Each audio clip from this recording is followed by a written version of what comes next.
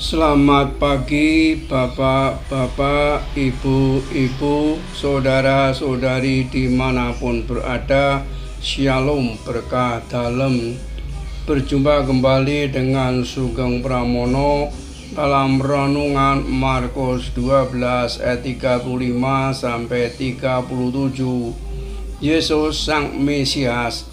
Perdebatan panjang antara Yesus dengan orang Farisi, Herodian dan Saduki telah membuat banyak orang tercengang.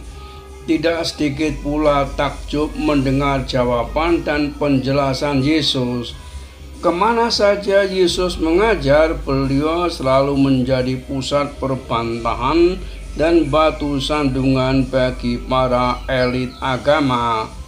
Ketika mengajar di Bait Allah, Yesus kembali mengkritisi pandangan para ahli Taurat tentang status Mesias yang diyakini mereka sebagai anak Daud. Ayat 35. Pertanyaan Yesus tidak menunjukkan bahwa beliau menolak paham ahli Taurat.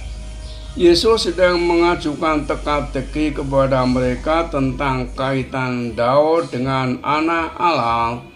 Beliau ingin mengetahui bagaimana caranya mereka memahami konsep itu.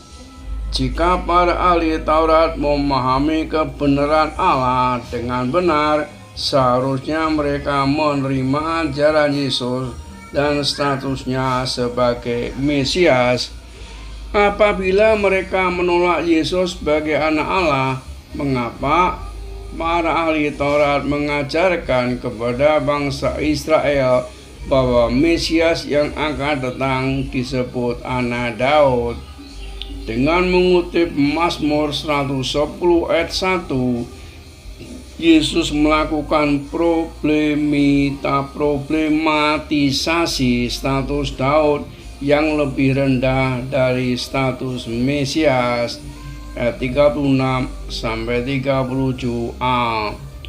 Dengan kata lain, jika Daud sedang berbicara mengenai kedatangan Mesias, bagaimana mungkin ia menyebut Mesias sebagai Tuhannya dan saat sama memberi gelar Mesias adalah anak Daud? Bukankah pengertian ini saling bertentangan satu sama lain? Di satu sisi, teka-teki yang Yesus berikan sulit dijawab oleh para ahli Taurat. Di sisi lain, pertanyaan Yesus memunculkan rasa keingintahuan orang banyak tentang ajaran Mesias adalah anak Daud. Yesus sama sekali tidak memberi jawaban. Beliau sengaja membiarkan pertanyaannya menjadi diskusi terbuka bagi semua orang. Pada masa itu mustahil bagi siapapun dapat mengerti kaitan Daud dengan Mesias. Zaman Nuh melalui terang perjanjian baru, seseorang dapat memahami bagaimana caranya Yesus disebut anak Daud secara silsilah dan sekaligus Mesias dari sisi ketuhanannya. Salam dan doa, Tuhan memberkati. Amin.